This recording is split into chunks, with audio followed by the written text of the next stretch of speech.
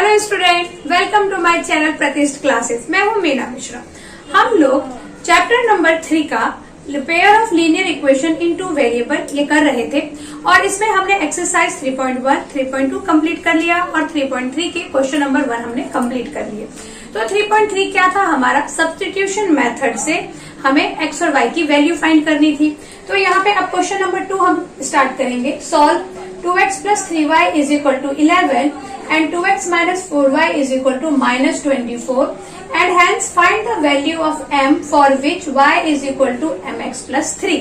अगर ये हमारा इक्वेशन मतलब इक्वेशन 2 हमारे ये दोनों है, ठीक है, और यहाँ से हमें x और y की वैल्यू फाइंड करनी है पहले तो। उसके बाद इस इक्वेशन में x और y की वैल्यू को पुट करके हमें m फाइंड करना है। तो पहले तो हम x और y फाइंड करें सब्स्टिट्यूशन मेथड जो हमने लास्ट लेक्चर में सीखा था। तो क्या है? 2x plus 3y is equal to 1, ये आपका equation 1। Then 2x minus 4y is equal to minus 24 is equation 2। तो लास्ट लेक्चर में हमने सीखा था कि इसमें आप इक्वेशन 1 या 2 कहीं से भी एक नया इक्वेशन क्रिएट कर सकते हैं। That would be equation number 3। तो हम फ्रॉम इक्वेशन 1 से क्रिएट कर लेते हैं। तो 2x इज इक्वल टू क्या हो जाएगा? ये 3y इस साइड आ गया तो 1 माइनस 3y और यहाँ से x की वैल्यू क्या हो सकती है? 1 माइनस 3y बाय 2। ये आ गया आपका इक्वेशन नंबर 3। देखो क्या किया हमने, जिसकी भी वैल्यू फाइंड करनी है, यहाँ हमें x की वैल्यू फाइंड करनी है तो x के अलावा जो भी है उसको आप अदर साइड लेके जाइए। फिर x के साथ ये जो 2 है तो यहाँ मल्टीप्लीकेशन में है तो यहाँ डिवीजन में आ जाएगा। ये सब आपको अच्छे से आता ही है। तो x की वैल्यू आ गई 1 minus 3y by 2। Now substitute this value in equation number 2।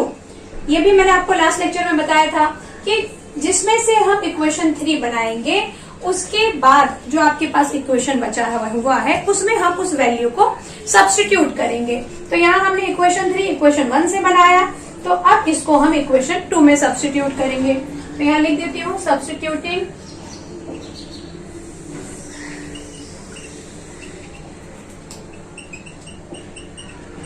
Value of equation 3 in equation 1। Okay, तो इक्वेशन 1 में जब हम इक्वेशन 2 में सब्स्टिट्यूट करना है तो 2 में सब्स्टिट्यूट करेंगे तो 2x की वैल्यू क्या है? 1 minus 3y by 2। Okay, then minus 4y is equal to minus 24। अब आप इसको सॉल्व करें तो ये सॉल्व कैसे होगा? ये 2 से 2 तो यही कैंसिल हो गया।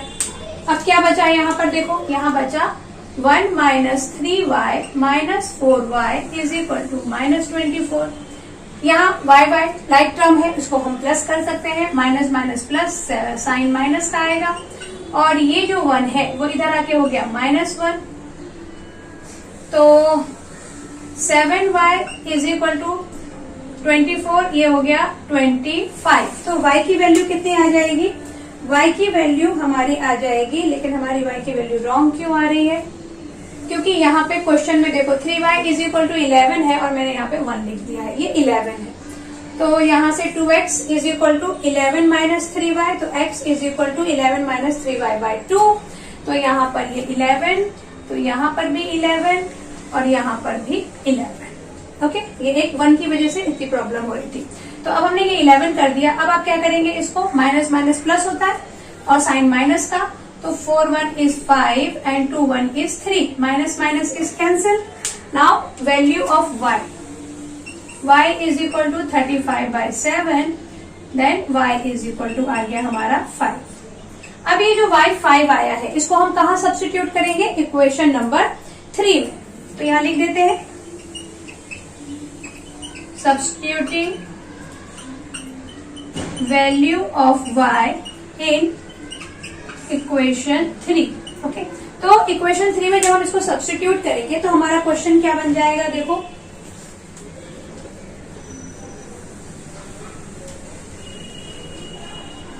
हाँ, यहाँ पर कहा है ये x is equal to 11 minus 3, y कितना है? 5 है, by 2। x is equal to 11 minus 3 5 15 by 2। तो x इज इक्वल टू कितना आ जाएगा? 15 minus 11 is -4 -4 it means x is equal to -2। अब जो ये हमें x -2 मिला है, इस हम -2 को क्या करेंगे, हमें m की वैल्यू भी फाइंड करनी थी, अभी तो मैंने क्वेश्चन रब कर दिया। y is equal to mx plus क्या था, y इज इक्वल टू हमारा क्वेश्चन था mx प्लस 3। तो y is equal to mx plus 3 में हम क्या करेंगे, x और y की वैल्यू डाल के और वहां से हम m की वैल्यू फाइंड कर लेंगे। तो यहाँ हम क्या लिखेंगे, substituting value of x and y in y is equal to mx plus 3। तो यहाँ y क्या है, y इज 5, m x क्या है -2, तो ये हो जाएगा -2m प्लस 3। अब आप क्या करेंगे, ये प्लस 3 इधर आके हो गया -3, ये -2m, तो यहाँ से क्या आंसर आएगा, 5 - 3 is 2 is equal to -2m। तो m इज इक्वल टू क्या हो सकता है, m इज इक्वल टू हो जाएगा ये वाला 2 और divided by this 2, minus sign ऊपर, तो m इज इक्वल टू हो गया -1। ओके, ये समझ में आ गया आपको, कुछ भी नहीं था, हमने x और y की वैल्यू सब्स्टिट्यूशन मेथड से सॉल्व किया और फिर उस वैल्यू को इस y is equal to mx plus 3 में सब्स्टिट्यूट कर दिया, then we got the value of m। Okay, अभी क्वेश्चन नंबर 2 हो गया है, अभी देखते हैं नेक्स्ट क्वेश्चन। तो ये क्वेश्चन नंबर 3 क्या है हमारा, क्वेश्चन नंबर 3 है, देखो, form the pair of linear equation for the following problems and find their solution by substitution method. ये जो क्वेश्चन आपको दिया हुआ है उससे पहले हमें एक लीनियर इक्वेशन बनाना है, then we have to solve that linear equation and get our answer, that is value of x and y। Okay, now see the first question, the difference between two numbers is 26। Okay, we have two number और उनके बीच का जो difference है वो कितना है, वो है 26। वन नंबर और सेकेंड कंडीशन क्या दिया है इन्होंने कि one number is 3 times the other, one number is 3 times the other, ये सेकेंड कंडीशन है, तो हमें वो फाइंड करना है। तो स्टार्ट करेंगे हम। तो पहले तो late one number is x and other number is y। यहाँ पे कोई बिगर और स्मॉलर नहीं लिखा है, तो हम सीधे लिख देते हैं let one number is x and other is y। okay, अब difference between two number is 26, first condition, तो यहाँ लिखते हैं according to first condition, according to condition अभी हम ब्रैकेट में 1 लिख दो या अकॉर्डिंग टू फर्स्ट कंडीशन लिखो, जैसा भी आपको ठीक लगता है। x minus y is equal to 26, क्योंकि लिखा हुआ है difference between two numbers is 26, इनके बीच का डिफरेंस हो गया 26। और सेकेंड कंडीशन क्या है कि one number is 3 times the other. अभी according to second condition,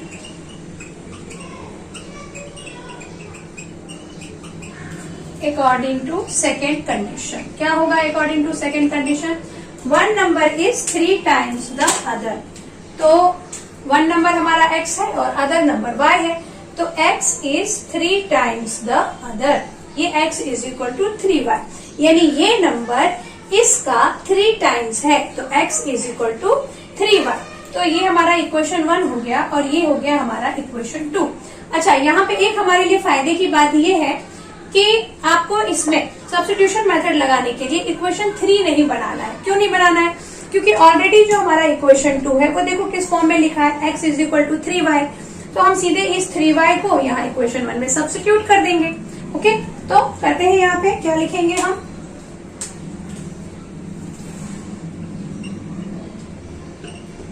substituting value of equation 2 in equation 1। Equation 1 क्या है, x minus y is equal to 26। तो x की वैल्यू कितनी है 3y, तो यहाँ पे हम सब्स्टिट्यूट करेंगे, तो 3y minus y is equal to 26, it means 2y is equal to 26। और what is the value of y from here, y is 26 by 2, that is y is equal to 30. Now we got value of y, that is 13, and substitute this value in equation number 2. Substituting value of y in equation number 2. Okay, equation number 2 is x is equal to 3y. x is equal to 3y. y के place पे 13 put करेंगे, सो x की value कितना आ जाएगा, 13 3 जा 39. तो ये हमारा आ गया x और ये हो गया y. तो क्वेश्चन क्या था कि वो जो 2 नंबर है जिनके बीच का डिफरेंस 26 है और एक नंबर दूसरे नंबर का कितना है, थ्राइस है. तो हम यहाँ आंसर लिखेंगे, one number is 39 and other number is 30. या आप इसको लिख सकते हैं, नंबर्स आर 39 एंड 13. तो समझ में आ गया. सबसे मेन इसमें जो जरूर है काम वो ये कि आपको कंडीशन के अकॉर्डिंग इक्वेशन बनाना आना चाहिए. तो ये तो मुझे ऐसा लग रहा है कि काफी आसान था आपके लिए. अभी देखते हैं सेकंड क्वेश्चन क्या है. Now second question, the larger of two supplementary angle. Supplementary angle क्या होंगे? सप्लीमेंट्री एंगल मतलब वो दो एंगल जिनको आप प्लस कर दें तो 180 आ जाए. ठीक है, ये हमने पढ़ा था सप्लीमेंट्री एंगल. तो वो जो दो एंगल हैं उसमें से जो लार्जर है वो क्या है, exceed the smaller by 18. Exceed मतलब ज्यादा है, वो स्मॉलर नंबर से 18 ज्यादा है लार्जर वाला नंबर. तो फाइंड देम, हमें वो लार्जर और स्मॉलर जो नंबर है वो फाइंड करने हैं. तो हम क्या लिखेंगे, लार्जर और स्मॉलर एंगल हमें फाइंड करना है. तो हम लिखेंगे let larger angle is x and smaller is y. Okay, अभी अकॉर्डिंग टू फर्स्ट कंडीशन मतलब अकॉर्डिंग टू गिवन कंडीशन क्या होगा कि supplementary angles larger of two supplementary angle exceed the smaller by 18. तो यहाँ पे हम लिखेंगे अकॉर्डिंग टू गिवन कंडीशन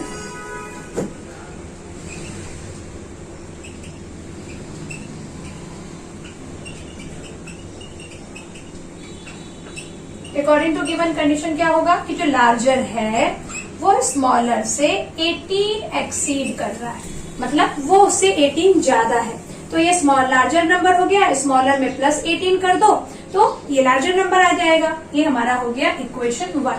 अभी these are pair of supplementary angle. तो अभी हमने डिस्कस किया था कि सप्लीमेंट्री एंगल मतलब वो जो दो एंगल है दोनों को प्लस कर दो तो it should be 180.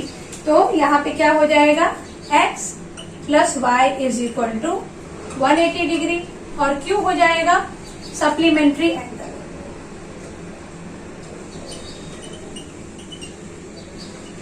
Supplementary angle, ये इक्वेशन हो गया हमारा 2. अब इसमें भी हम क्या करेंगे, इक्वेशन 1 की जो वैल्यू है, देखो direct x is equal to y plus 18. यहाँ से आपको 3 फॉर्म करने की जरूरत नहीं है, हम डायरेक्ट इस 1 को इस 2 में सब्स्टिट्यूट कर सकते हैं, है ना, क्योंकि x के फॉर्म में लिखा हुआ है तो हमें इसे कुछ चेंज करना नहीं है. तो आप क्या करो, substitute value of equation 1 in equation 2. Substituting value of equation 1 in equation 2. अब इक्वेशन 2 में जब हम सब्स्टिट्यूट करेंगे तो क्या लिख देंगे हम, x के प्लेस पे हम लिख देंगे y प्लस 18 एंड प्लस क्या होगा, y plus 18 plus y is equal to 180 degree. अब ये y और y कितने y हो गए, 2y हो गया. 180 माइनस 18 तो 2y is equal to 10 minus 8 is 2 और 7 माइनस 1 इज 6 एंड दिस 1. तो y is equal to 162 by 2. अब इसको हम कैंसिल करेंगे तो 2 8 जा 16 और 1 तो y आ गया हमारा 81. तो एक एंगल तो आपको 81 मिल गया और उसके बाद हम इस y की वैल्यू को सब्स्टिट्यूट कर दें इक्वेशन 1 में, क्योंकि ये अभी 1 को ही तो हमने 2 में रखा था ना, 1 को हमने 2 में रखा तो हमें y की वैल्यू मिली। अब इस y की वैल्यू को हम 1 में रखेंगे, तो यहां लिखेंगे सब्स्टिट्यूटिंग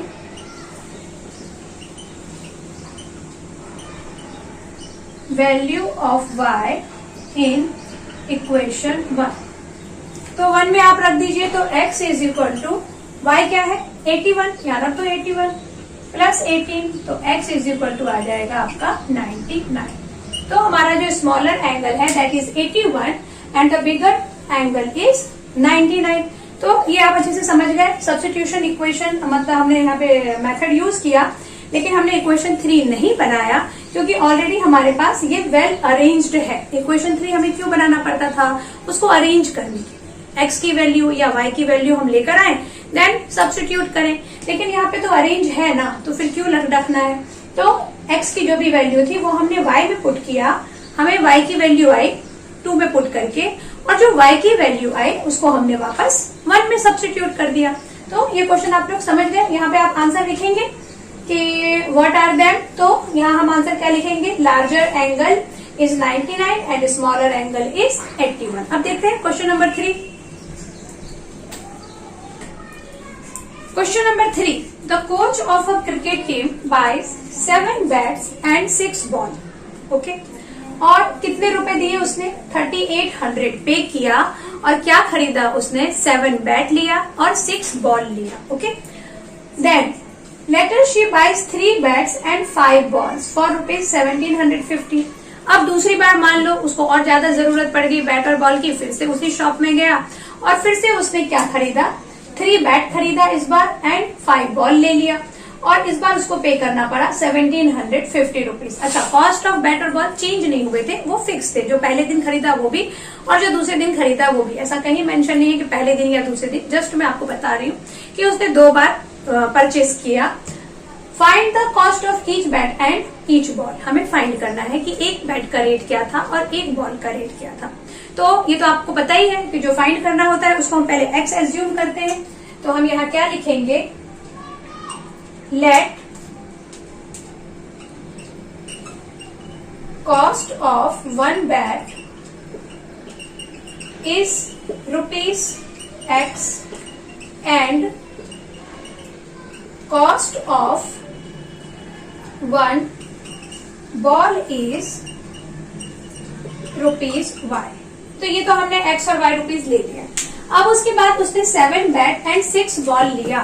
तो देखो, जब भी आप कोई भी चीज खरीदते हैं तो जो आपका रेट होता है, जो भी आप सामान ले रहे हैं उसका जो रेट होगा वो उसकी क्वांटिटी से मल्टीप्लाई करके हमें पे करना होता है। मतलब क्या हुआ इसका कि अगर आप कुछ भी लेने जाते हैं, मान लीजिए आपने एक चिप्स का पैकेट लिया, कॉस्ट इज 5 रुपीज। ओके, तो 5 रुपीज का एक पैकेट लिया, और अगर आपका मन करे कि मैं 10 पैकेट खरीदूं तो आप क्या करेंगे, कितना पे करना पड़ेगा हमें, 5 into 10, तो कितना पे किया 50 रुपीज। तो कैसे पता चला ये कि जितना भी क्वांटिटी था उसको प्राइस से मल्टीप्लाई किया है। तो ऐसे ही जब हमने उसका जो प्राइस है वो ले लिया x रुपीज और क्वांटिटी कितनी ली है उसने 7 लिया हुआ है, तो 7 बैट का कॉस्ट होगा 7 into x 7x, और 6 बॉल का कॉस्ट कितना होगा 6 into y 6y, और दोनों को मिला के हमें कितना पे करना है 3800।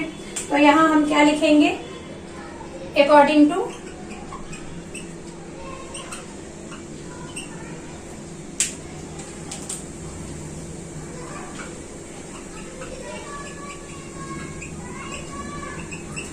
To given condition 7x plus 6y is equal to आ गया 3800।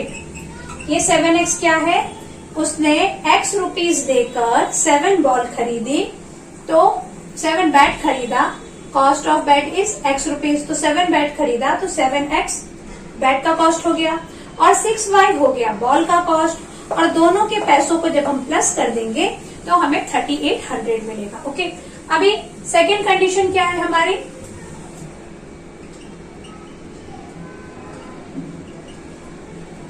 according to second condition. Now what is second condition? This time he purchased 3 bats and 5 balls. तो 3 बैट मतलब 3 इंटू एक्स, 5 बॉल मतलब 5 इंटू वाई, और कितना पे किया 1750 पे किया। That is equation number 2। तो अब इस बार तो हमें इक्वेशन 3 बनाना पड़ेगा क्योंकि हमारे पास वेल अरेंज्ड क्वेश्चन नहीं है। दोनों में से कहीं से भी आप इक्वेशन 3 बनाओ, तो यहीं पे इक्वेशन 2 लिखा है तो यहीं से बना लेती हूँ मैं, नहीं तो यहाँ से from equation 1।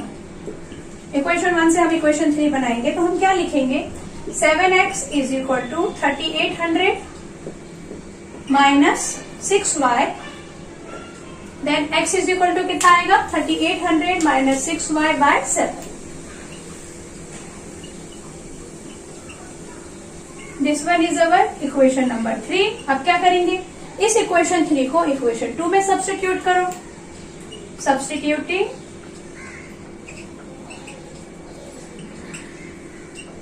Value of equation 3 in equation 2। Substitute करेंगे तो क्या होगा, 3 x के प्लेस पे क्या लिखना है 3800 माइनस 6y बाय 7 और प्लस क्या plus 5y is equal to 1750। अब हम क्या करेंगे, देखो ये 3 से इन दोनों को मल्टीप्लाई करेंगे और ये 7 से इसको और इसको मल्टीप्लाई करना पड़ेगा। तो जब हम 3 से इसको मल्टीप्लाई करेंगे तो आंसर कितना आएगा 300 300 3 8 जा 24 और 2 3 3 जा 9 10 11 और यहाँ आ गया 3 6 जा 18y प्लस 7 5 जा 35y इज इक्वल टू 500 5 5 जा 25 5 7 5 जा 35 और 7 7 जा 49 50 51 52 then 7 1 जा 7 8 9 10 11 12। ये हमारा आ गया। अब यहां से हम और क्या कर सकते हैं, माइनस 18y और प्लस 35 इसको वहां लेके जाएं तो 18 में से 35 माइनस होगा तो 5 15 माइनस 8 9 10 11 12 13 14 15 7 और यहाँ आ गया 2 2 minus 1 is 1 17y is equal to 2250 minus 11400। इसको माइनस करके बताइए आप लोग कितना आंसर आ रहा है। इसको माइनस करके हमारा आ जाएगा 850। कर लिया ना आप लोगों ने माइनस, इसको जब इसमें से माइनस करेंगे तो 850 आ जाएगा। तो y की वैल्यू कितनी हो जाएगी 850 बाय 17। ये आपको प्रॉपर दिख रहा है, एक बार मैं देख लेती हूँ। हाँ, तो y is equal to 850 by 17। अब 17 को आप 850 को आप 17 से डिवाइड कर दो तो 17 5 जा 85 एंड ये 0, तो y की वैल्यू आ गई हमारी 50। अब इस y की वैल्यू को हम कहा सब्स्टिट्यूट कर देंगे, इक्वेशन 3 में। ये हमारा इक्वेशन 3 है। तो अभी क्वेश्चन को मैं रब कर देती हूँ।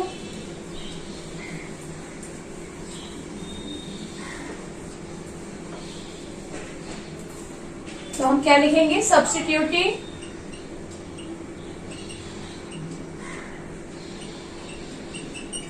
Value of y in equation 3। तो इक्वेशन 3 क्या था, x is equal to 3800 minus 6 multiply by 50, क्योंकि y की वैल्यू हमारी 50 आई है, बाय 7। तो ये आ गया 3800 minus 300 by 7। Now do the subtraction. क्या मिलेगा हमें 3500 बाय 7 और ये आ गया 500। तो x आ गया हमारा 500 और x किसका कॉस्ट था, बैट का कॉस्ट था। तो cost of bat is 500 rupees and cost of ball is, ball तो बहुत सस्ती थी, दैट इज 50 रुपीज। तो यहाँ हम आंसर लिख दें। ये आंसर लिखना आपके लिए बहुत जरूरी है। कॉस्ट ऑफ वन बैट या ईच बैट हमारे पास क्वेश्चन में था तो हम ईच लिखेंगे। Cost of each bat is ₹500 and each ball is ₹50। Okay, तो मिलता आ गया। मेन वही है जो अभी हम डिस्कस कर रहे थे इससे पहले भी, कि हमें एक बार इक्वेशन फॉर्म करना आना चाहिए। अगर आपने इक्वेशन सही फॉर्म कर लिया तो सब्स्टिट्यूशन मेथड तो आपको रट गया है, वो आप आराम से कर लेंगे। और कैलकुलेशन का ध्यान रखना बहुत जरूरी है। अभी देखते हैं हमारा नेक्स्ट क्वेश्चन क्या है।